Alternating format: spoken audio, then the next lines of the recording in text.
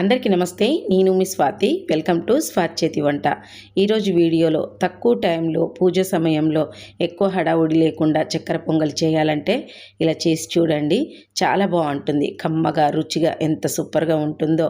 పూజల సమయమే కాకుండా మనకు తినాలనిపించినప్పుడు కూడా ఇలా చేసుకొని తినొచ్చండి. పెసరపప్పు బియ్యమే కాబట్టి చాలా హెల్త్కి కూడా చాలా మంచిది.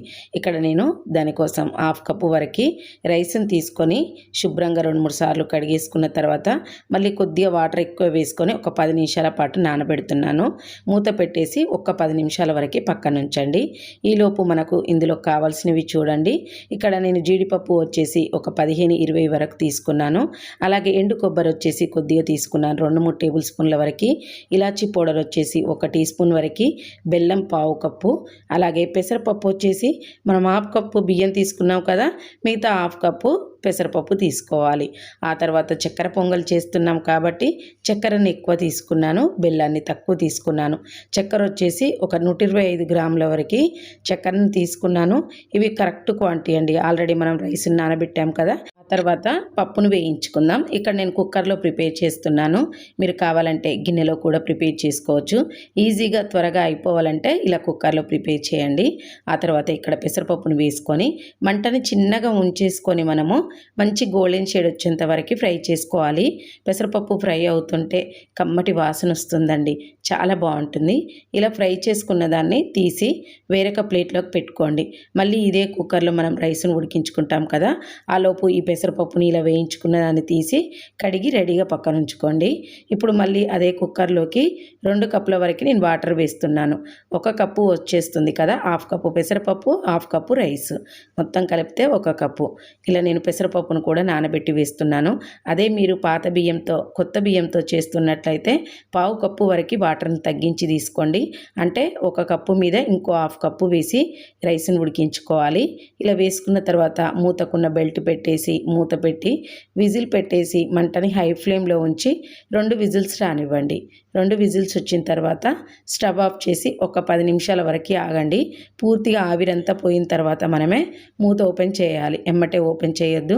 ఆవిరంతా పోయిన తర్వాత ఇలా మూత ఓపెన్ చేస్తే మనకి రైస్ అనేది చక్కగా రెడీ అయిపోయింది. ఇలా మనకి రైస్ పొడిగా ఉండాలి, మెత్తగా ఉండొద్దు, మనం పరమన్నం లాగా ఉండొద్దు. ఇలా వీడియోలో చూపిస్తున్నట్టుగా రైస్ అనేది వండుకొని పక్కన పెట్టేసుకోండి. ఒకసారి అంతా కలిపేసి పక్కన పెట్టేయండి. ఇప్పుడు పొయ్యి మీద ప్యాన్ పెట్టి నెయ్యి వేసుకోండి. 2 టేబుల్ స్పూన్ల వరకు నెయ్యిని వేసుకొని మనకు నచ్చిన డ్రై ఫ్రూట్స్ వేయించుకోవచ్చు. ఇక్కడ నేను ఓన్లీ జీడిపప్పు అలాగే ఎండు కొబ్బరి మాత్రమే వేయిస్తున్నాను. మీరు కావాలంటే బాదం, కిస్మిస్ అలాంటివి కూడా వేసుకోవచ్చు. ఇక్కడ నేను ఓన్లీ జీడిపప్పు, ఎండు కొబ్బరి వేస్తున్నాను. ఎండు కొబ్బరి లేకపోతే పచ్చి కొబ్బరి అయినా వేయండి. ఇలా వేసేసి మంచి గోల్డెన్ షేడ్ వచ్చేంత వరకు మంటను చిన్నగా ఉంచి ఫ్రై చేసుకోండి. మంచి రంగు మారిన తర్వాత తీసి పక్కన ఉంచుకోండి. మళ్ళీ ఇదే ప్యాన్లోకి చక్కెర, బెల్లం తీసుకోండి. ఇక్కడ స్వీట్ ఎక్కువ తినే వాళ్ళైతే చక్కెరని కొద్దిగా తీసుకోండి, లేదంటే ఈ బెల్లం చక్కెర సరిపోతుంది. ఇలా వేసేసుకొని 1/2 కప్పు వాటర్ తీసుకోండి. 1/2 కప్పు అయితే సరిపోతుంది, మళ్ళీ ఎక్కువ తీసుకోవద్దు, అన్నం మెత్తబడిపోతుంది. 1/2 కప్పు వరకు వాటర్ని వేసేసుకొని ఈ చక్కెర, బెల్లం కరిగేంత వరకు కలుపుతూ మనము ఇలా ఉడికించేసుకోవాలి. ఎక్కువ పాకం రావాల్సిన అవసరం లేదు. మన చేతికి జిగురు తగిలితే సరిపోతుంది. గులాబ్ జాముకి జిగురు తగులుతుంది కదా, ఆ జిగురు తగిలేంత వరకు మనము ఇది ఉడికించుకోవాలి. మంచి జిగురు తగులుతుంది చేతికి. ఈ టైంలో ఉడికించుకున్న రైస్ను వేసేసుకోండి.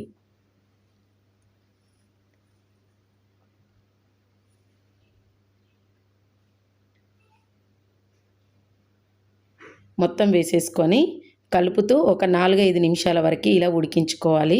ఈ సిరప్ అనేది అన్నానికి చక్కగా పడుతుందండి, మంచిగా అబ్జర్వ్ చేసుకుంటుంది.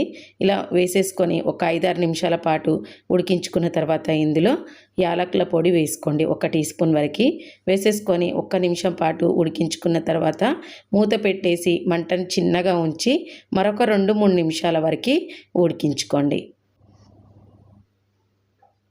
ఇలా 2-3 నిమిషాల తర్వాత మూత తీసి మంటను చిన్నగానే ఉంచండి. ఈ టైంలో చిన్నగా ఉంచేసి 1 టేబుల్ స్పూన్ వరకు నెయ్యిని వేసుకొని మనం ఫ్రై చేసి పెట్టిన డ్రై ఫ్రూట్స్ను కూడా వేసేసుకొని స్టవ్ ఆఫ్ చేస్తే టేస్టీగా కమ్మగా చక్కెర పొంగలి రెడీ అయిపోతుంది. ఈ వీడియో మీకు ఎలా అనిపించిందో నాతో షేర్ చేసుకోండి కామెంట్ బాక్స్లో. అలాగే రెసిపీ నచ్చితే లైక్ చేసి మరిన్ని వీడియోస్ కోసం స్వాతి చేతి వంట ఛానల్ని సబ్స్క్రైబ్ చేసుకోండి. మరొక మంచి వీడియోతో మళ్ళీ కలుసుకుందాం. Thank you.